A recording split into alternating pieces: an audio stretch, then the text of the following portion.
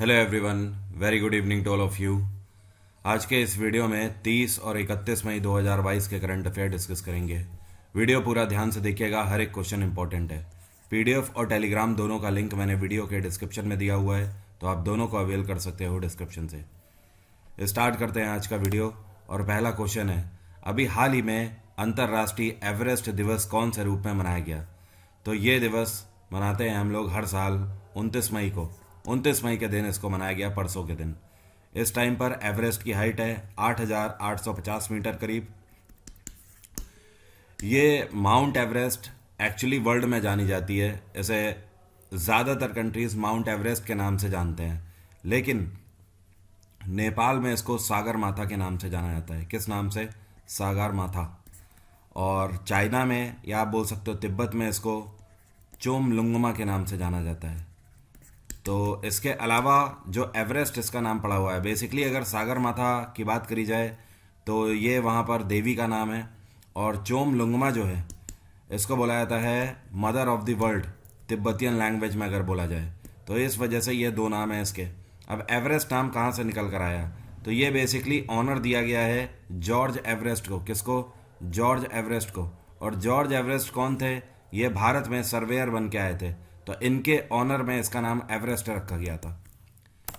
अगला क्वेश्चन है, international day of United Nations peacekeepers has been observed on which date? अभी हाल ही में international day of United Nations peacekeepers कौन से दिन मनाया गया? यह दिवस भी 29 मई को ही अभी हाल ही में मनाया गया। आपको यहाँ पर थीम ध्यान रखनी होगी। इस बार 2022 की थीम थी people, peace, progress, the power of partnership. ये दिवस बेसिकली इसलिए मनाया जाता है यूनाइटेड नेशंस की तरफ से कि पूरे दुनिया में कहीं पर भी वॉर ना होने पाए, आपस में भाईचारे के साथ सभी देश एकजुट होकर रहें। और हमेशा हमें उनके बारे में सोच कर चलना है कि जब भी युद्ध होता है तो कई सारे शहीद होते हैं, तो कहीं ना कहीं लाइफ जो है वो, ह्यूमैनिटी जो है वो सबसे ज़्यादा इम्पोर्टेंट है। इस वजह से ये दिवस मनाया जाता है। अगला क्वेश्चन है, भारत में पहली बार लेवेंडर फेस्टिवल का उद्घाटन कौन सी जगह में अभी हाल ही में किया गया है? तो पहली बार लेवेंडर फेस्टिवल अभी हाल ही में इनॉग्रेट किया गया था। इस जगह का नाम है, जम्मू के अंदर एक डोडा डिस्ट्रिक्ट पड़ता है, और डोडा डिस्ट्रिक्ट के अंदर ये पर्टिकुलर जगह है जिसको बोलते हैं भादेरवा। यहाँ पर मैं लिख देता हूँ भादेरवा। तो यहाँ पर आपको ये तीनों चीज़ें ध्यान रखनी है। बेसिकली तो ये जम्मू के अंदर मनाया गया, लेकिन जम्मू के अंदर कहाँ? डोडा डिस्ट्रिक्ट में। और डोडा डिस्ट्रिक्ट में ये एक गांव है जिसको बोलते हैं भादेरवा, जहां पर भारत में पहली बार लेवेंडर फेस्टिवल का इनॉग्रेशन किया गया। लेवेंडर नीले रंग का ये फूल होता है, और भारत में बहुत कम जगहों पर यह फूल उगाया जाता है। ये फूल अच्छे दामों पर भी बिकता है। इस वजह से यहाँ पर इसका उद्घाटन minister of state Jitendra Singh के द्वारा किया गया। और यहाँ पे जो फूल उगाने वाले किसान हैं, उनको लेवेंडर के जो पौधे हैं ये फ्री ऑफ कॉस्ट भारत सरकार की तरफ से बांटे गए। अल्टीमेटली इस त्यौहार को मनाने के पीछे का मेन मोटो ये है कि ऐसे किसान जो कि फूलों का उत्पादन करते हैं वो लेवेंडर को भी अपनी खेती में शामिल करें। तो इससे क्या होगा, उनकी इनकम में भी आगे बढ़ोतरी होगी, और साथ में हम इसे एक्सपोर्ट भी कर पाएंगे। अगला क्वेश्चन है, अभी हाल ही में चाइना को पछाड़ के ये कौन सा देश है जो कि भारत का सबसे बड़ा ट्रेड पार्टनर बन गया है 2021 से 22 के सत्र में? अभी तक चाइना हमारा सबसे बड़ा ट्रेड पार्टनर था, मतलब हम सबसे ज़्यादा व्यापार चाइना के साथ करते थे। लेकिन अब चाइना को पछाड़कर अमेरिका नंबर 1 पे आ गया है। अमेरिका सबसे बड़ा ट्रेड पार्टनर है भारत का इस टाइम पे 2021 से 22 के सत्र में। अमेरिका और भारत के बीच में जो व्यापार है, इसमें कहीं ज़्यादा बढ़ोतरी देखने को मिली है सिर्फ पिछले एक साल में ही। यहाँ पर मैं आपको बता देता हूँ, 2020 से लेकर 21 के सत्र में भारत और अमेरिका के बीच में जो ट्रेड एंड बिजनेस हुआ था, ये $80.51 बिलियन का हुआ था। कितने का? करीब करीब आप बोल सकते हो $80.5 बिलियन का। लेकिन यही व्यापार 2021 से 22 के सत्र में बढ़कर सीधे पहुंच गया 119.42 बिलियन पर। तो आप समझ सकते हो कि ये जो जे बिडेन की नई सरकार आई है, इस सरकार के तहत भारत सरकार और अमेरिकी सरकार के बीच में व्यापार संबंध काफ़ी बेहतर हुए हैं पहले से। यूएस की कैपिटल है वॉशिंगटन, और यहाँ पे जे बिडेन की सरकार है। जे बिडेन की पार्टी का नाम है डेमोक्रेटिक पार्टी।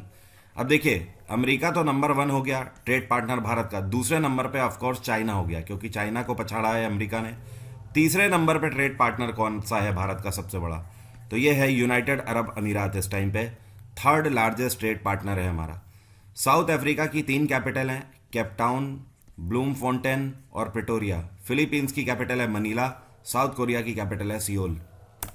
अगला क्वेश्चन है, अभी हाल ही में V Shantaram lifetime achievement award से किसको सम्मानित किया गया है? तो ये जो आपको पिक्चर में दिख रहे हैं ये हैं, इनका नाम है संजीत नार्वेकर। क्या नाम है? संजीत नार्वेकर। और ये डॉक्यूमेंट्री फिल्म मेकर हैं। कई सारी छोटी छोटी डॉक्यूमेंट्रीज इन्होंने फिल्माई हुई हैं। इसके अलावा ये एक ऑथर भी हैं।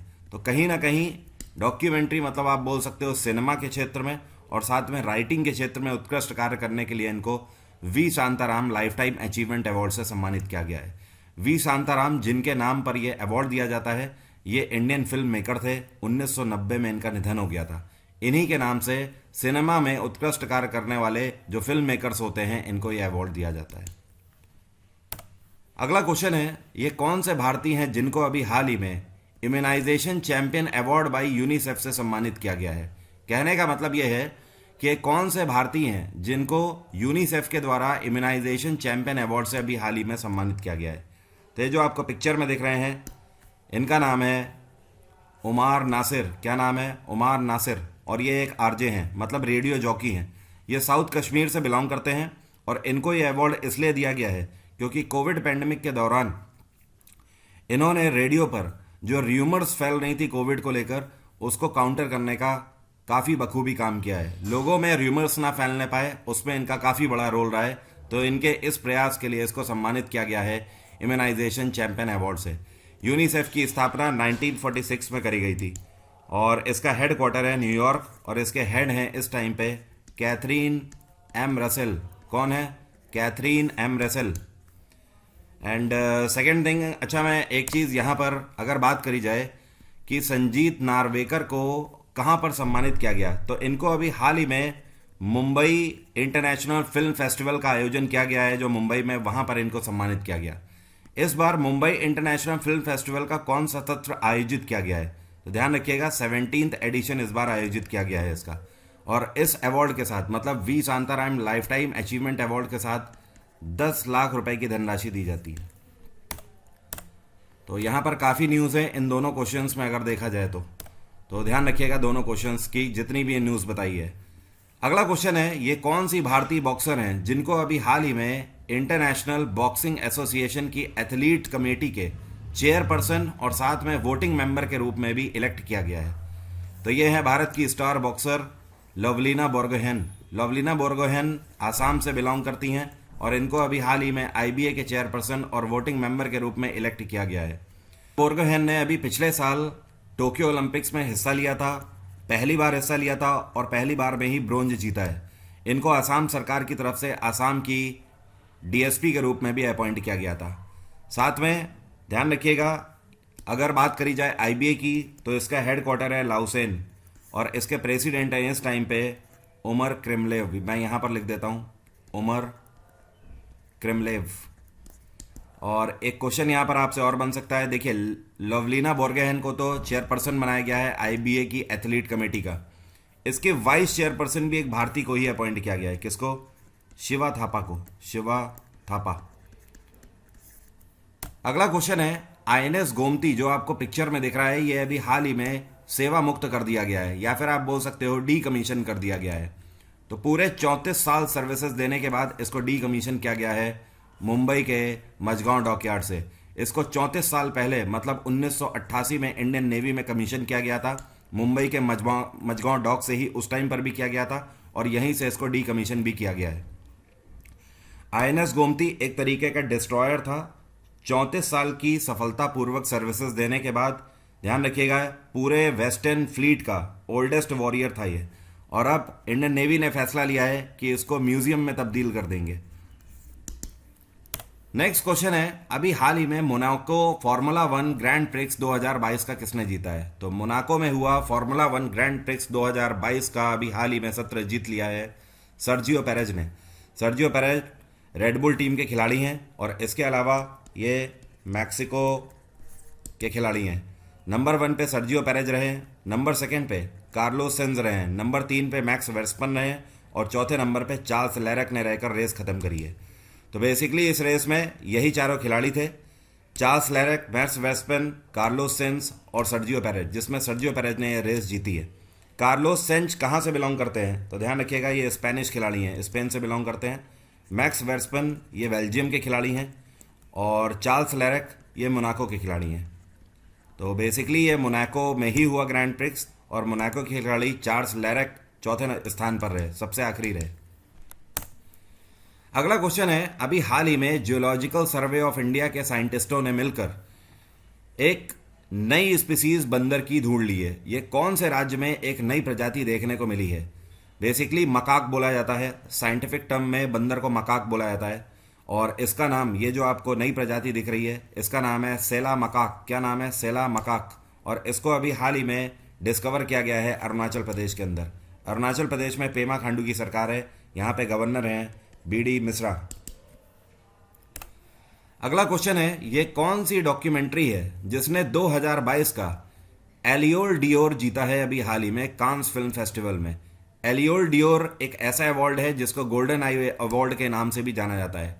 एक्चुअली गोल्डन आई के नाम से ये ज़्यादा फेमस है, बट फ्रांसीसी भाषा में इसको एलियोल डियोर बोला जाता है। तो कांस फिल्म फेस्टिवल का आयोजित किया जा रहा है, ये तो आप सभी को पता ही है। तो इसमें गोल्डन आई अवार्ड अभी हाल ही में डॉक्यूमेंट्री ने जीता है। इस डॉक्यूमेंट्री का नाम है ऑल दैट ब्रीथ्स। क्या नाम है? All that breathes. और ये जो डॉक्यूमेंट्री है ये बनाई गई है जिनके द्वारा, ये आपको दिख रहे हैं पिक्चर में, इनका नाम है शौनाक सेन। मैं यहाँ पर लिख देता हूँ, शौनाक सेन। इनके द्वारा ये डॉक्यूमेंट्री बनाई गई है।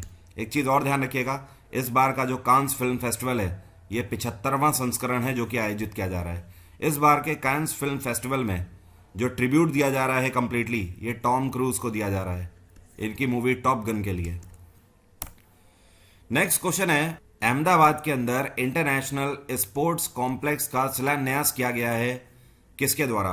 तो इसका अभी शिलान्यास किया गया है अमित शाह के द्वारा।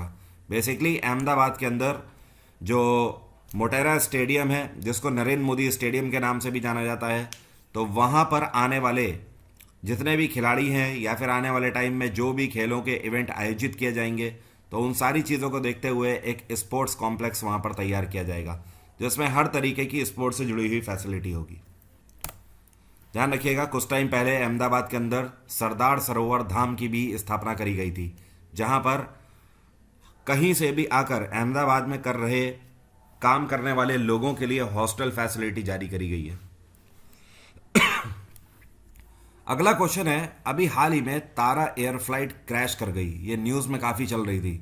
इसमें टोटल 22 लोग थे जिसमें से 4 भारतीय थे, एक भी सरवाइव नहीं कर पाया, कोई भी इसमें जीवित नहीं बचा है इस फ्लाइट के क्रैश में। ये कहाँ की फ़्लाइट थी? तो ध्यान रखिएगा, ये नेपाल की फ़्लाइट थी। अभी न्यूज़ में काफ़ी चल रही है ये। और नेपाल में इस टाइम पे शेर बहादुर दोइबा हैं प्रधानमंत्री। भूटान में लोटे शेरिंग की सरकार है और अभी 15 दिन पहले ही श्रीलंका में नए प्रधानमंत्री बने हैं रेनिल विक्रमसिंघे, और बांग्लादेश में शेख हसीना की सरकार है। अगला क्वेश्चन है, आईपीएल चल रहा है पिछले 2 महीने से, अभी हाल ही में इसका समापन हुआ है। तो आईपीएल का जो 15वां संस्करण खेला जा रहा था, ये कौन सी टीम ने फाइनली जीत लिया है? तो इस बार पहली बार ही खेली है गुजरात टाइटंस, और इन्होंने पहली बार में ही आईपीएल का टर्म जो कि 15वां आयोजित किया गया था, इसे अभी हाल ही में जीत लिया है। फाइनल में गुजरात टाइटंस ने राजस्थान रॉयल्स को हराया है। राजस्थान रॉयल्स ने 20 ओवर में 130 रन बनाए थे और गुजरात टाइटंस जो है इन्होंने 18.1 ओवर में ही 133 रन बनाकर इस पूरे कंप्लीट टूर्नामेंट को अपने नाम कर लिया है। और फाइनल इस बार का अहमदाबाद में खेला गया है। अगला क्वेश्चन है, अभी हाल ही में इंटरनेशनल पैनोरामा गोल्डन अवार्ड से किसको सम्मानित किया गया है? इनकी एक किताब है जिसका नाम है द माउंटेन इज कॉलिंग, तो इस किताब के लिए इनको सम्मानित किया गया है। तो इस किताब के ऑथर हैं के.वी. रघुपति। तो इनकी इस किताब को इंटरनेशनल लेवल पर पूरे दुनिया में सराहना मिली है, जिसकी वजह से इनको इंटरनेशनल पैनोरामा गोल्डन अवार्ड से सम्मानित किया गया है। अगला क्वेश्चन है, प्रधानमंत्री नरेंद्र मोदी के द्वारा केवल भारत का नहीं दुनिया का पहला नैनो यूरिया प्लांट अभी हाल ही में गुजरात के कौन से शहर में इनॉग्रेट किया गया? इसका उद्घाटन पीएम नरेंद्र मोदी के द्वारा गुजरात के अंदर कलोल में किया गया। और ये जो नैनो यूरिया प्लांट है इसको बनाया गया है इफ़को के द्वारा। किसके द्वारा? इफ़को के द्वारा। इफ़को की स्थापना 1967 में करी गई है। इसका हेड क्वार्टर है नई दिल्ली और इफ़को के सीईओ हैं US अवस्थी। कौन है? US अवस्थी। इफ़को इससे पहले भी कई तरीके की यूरिया बना चुकी है जो कि किसानों के लिए काफ़ी कारगर रही है। तो दुनिया का पहला नैनो यूरिया प्लांट इनॉग्रेट किया गया है कलोल में। अभी की बात यहीं तक रहेगी। आज है 31 तारीख, रात में 12 बजे तक बस आपके पास टाइम है। प्राइस हाइक नहीं हो रहे हैं। 12 बजे के बाद 20% सीधे सीधे प्राइस हाइक हो जाएंगे हर एक सब्सक्रिप्शन पर। तो आप वरुण 777 कोड के साथ कोई भी सब्सक्रिप्शन अवेल कर सकते हैं और ये ऑफर्स अवेल कर सकते हैं। Thank you so much. Have a nice day. Take care. Bye bye. आपका दिन मंगलमय हो।